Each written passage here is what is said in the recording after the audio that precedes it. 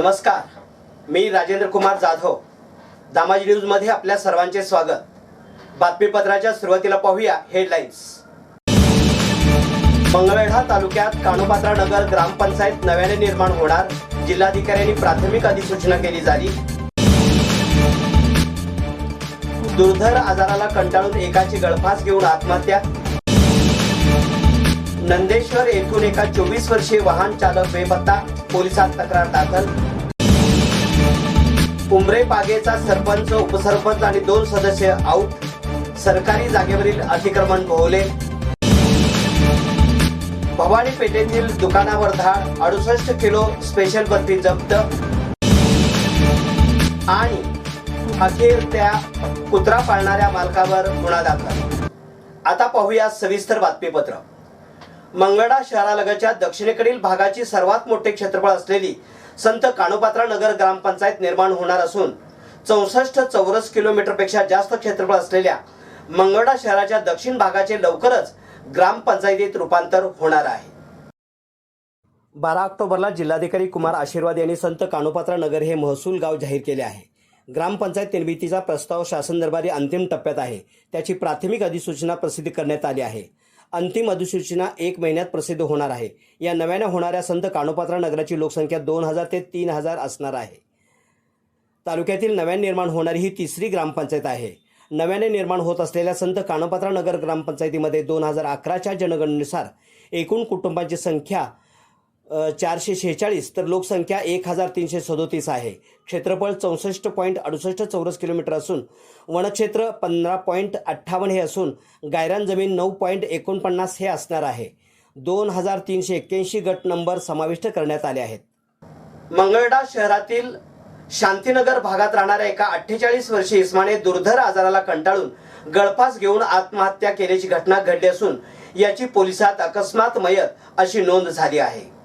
यातील मयत अरविंद महादेव गवळी वय वर्ष 48 यांनी दिनांक 15 रोजी दुपारी 2 वाजता शांतीनगर येथील राहत्या घरी दुर्धर आजाराला कंटाळून गळफास घेऊन आत्महत्या केली असल्याची खबर मयताचा भाऊ प्रवीण शिंदे यांनी दिली असून यावरून पोलिसात या घटनेची नोंद करण्यात आली आहे. याचा अधिक तपास पोलीस नाईक दुधाळ हे करीत आहेत.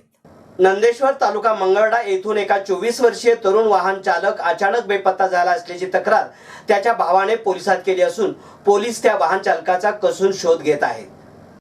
या घटनेची हकीकत अशी की दिनांक 12 रोजी दुपारी 12:30 वाजता यातील बेपत्ता वाहन चालक विकास बंडू निगडे वय वर्ष 24 हा दवाखान्यात उपचार करून येतो असे म्हणून तो नंदेश्वर येथील राहत्या घरातून गेला. रात्री उशिरापर्यंत तो घरी परतलाच नाही. सर्वत्र त्याच्या कुटुंबियांनी शोध घेतला, मात्र तो मिळून न आल्याने दत्तात्रय निगडे यांनी पोलिसात खबर दिली आहे.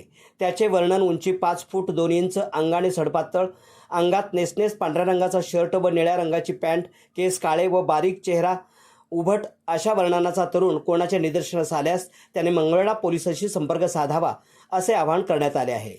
शासकीय जागेवर अतिक्रमण केल्याचा ठपका ठेवत पंढरपूर तालुक्यातील उमरे पागेच्या सरपंच आणि उपसरपंचासह 2 ग्रामपंचायत सदस्यांना अपात्र ठरवण्यात आले असून याबाबतचा निर्णय विभागीय आयुक्त पुणे यांनी दिला आहे. सरपंच आणि उपसरपंचांची ही हालत होत असताना सर्वसामान्य नागरिकांचे काय असा प्रश्न उपस्थित होत आहे. पंढरपूर तालुक्यातील गावोगावी गायरान आणि गावठाणातील सरकारी जागेवर अनेक नागरिकांनी अतिक्रमणे केली आहेत. उमरे पागे सारख्या गावात संपूर्ण गायरान आणि गावठाण हडपण्यात आल्याच्या बातम्या मागील वर्षी प्रसिद्ध झाल्या होत्या. यामध्ये येथील सरपंच, उपसरपंच आणि 2 ग्रामपंचायत सदस्यांनीही सहभाग असल्याचे या घटनेमुळे उघड झाले आहे.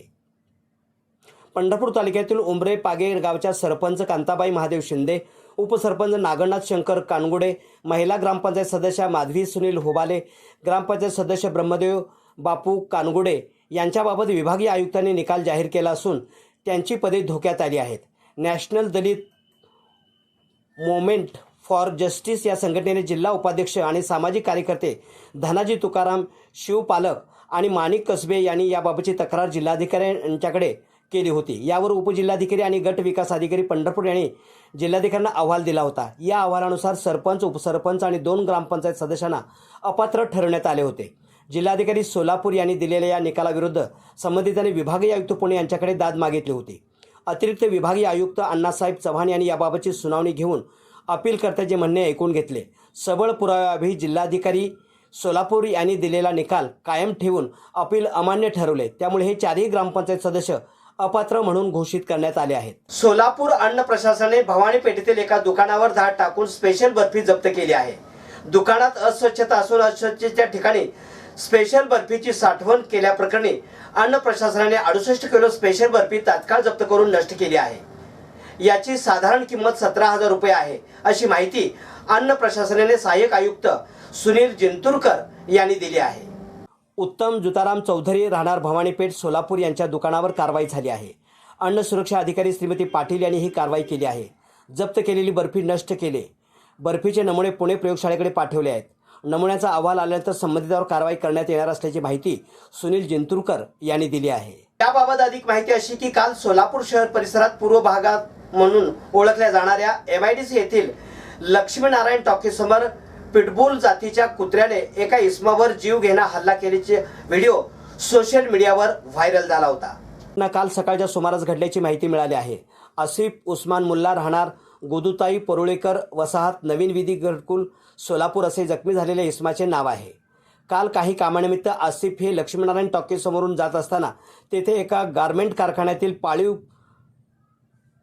फुटबॉल नावाच्या कुत्र्याने चक्क आसिफ मुल्ला यांच्यावर हल्ला केला। हल्ला इतका भयानक होता की आसिफ मुल्ला यांनी काही कळण्याच्या आत ते रक्तबंबाळ झाले।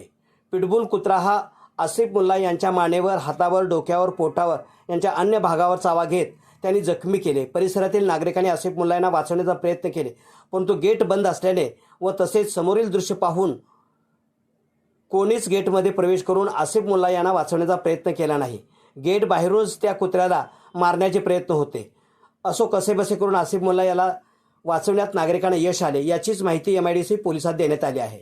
MIDC पोलिसांनी घटनास्थळी दाखल होऊन संबंधित आसिफ मुल्ला यास प्रथमतः उपचारासाठी शासकीय रुग्णालयात अर्थात सिव्हिल हॉस्पिटल येथे पाठवण्यात आले। सोलापुरात काल दिवसभर या घटनेच्या संदर्भात उलटसुलट चर्चा होत होती।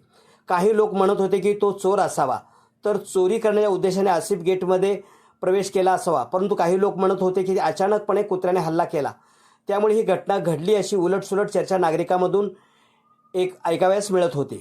असो दरम्यान या घटनेचे गांभीर्यता पोलीस प्रशासनाच्या वतीने घेण्यात आले असून यातील जखमी आसिफ मुल्ला यांचा भाऊ यासिन मुल्ला यांनी दिलेल्या फिर्यादीवरून पिटबुल कुत्र्याचे मालक नितीन अंभोरे यांच्या विरोधात MIDC पोलीस ठाण्यात भारतीय दंडविधान कलम 289 338 प्रमाणे गुन्हा दाखल करण्यात आला आहे। या संदर्भात पुढील तपास पोलीस करीत आहेत। हे होतं आजचं बातमीपत्र। पुन्हा भेटूयात एका नवीन बातमीपत्रासोबत। नमस्कार।